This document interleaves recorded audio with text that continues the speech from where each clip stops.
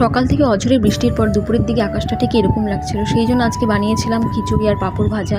আর movie দেখতে দেখতে দুপুরের খাওয়াটা কমপ্লিট করলাম। তো আমরা খাওয়া দাওয়ার পরে এখন এখানে মেয়েকে খাওয়াতে বসিয়েছি। আর ওর ড্রেসিং টেবিলের ভেতরে যা যা দেখছিল ওগুলো নেওয়ার জন্য ভীষণ বায়না করছিল। তো কি আর করা যাবে, ওর কথা মতো সব জিনিস কিন্তু ওর হাতে দিয়ে তারপর ওকে খাওয়ানো হলো। আর খাওয়ানোর পরে ওকে ভালো করে ফ্রেশ করে নিয়েছিলাম। আর সকালের দিকে যেহেতু একবার ঘুমিয়েছিল, এখন তো আর কোনো মতেই ঘুমোবে না, তো সেই জন্য ওকে ওর গাড়ি করে একটু ঘোরাচ্ছিলাম। আর এখন তো সারাদিনে মাত্র একবারই ঘুমায়। তো হঠাৎই দেখি আমার দুই ভাইয়ের আগমন। ওরা এদিকেই কোনো একটা কাজে এসেছিল, সেই জন্য আমার মেয়ের সাথে একটু দেখা করে নিল। তো অনেকবার ওদেরকে বললাম যে চল ঘরে গিয়ে বস, তো ওরা যেহেতু বাড়িতে না বলে এসেছিলো সেই জন্য কিন্তু ওরা বাড়ি চলে গেল। আর দুপুরের দিকে যেহেতু আমারও ঘুম হয় না, ওই জন্য মেয়েকে নিয়ে একটু রাস্তায় দাঁড়িয়েছিলাম। আর মেয়েকে দেখে পাড়ার বাচ্চাগুলো এসে ওর সাথে একটু খেলছিল।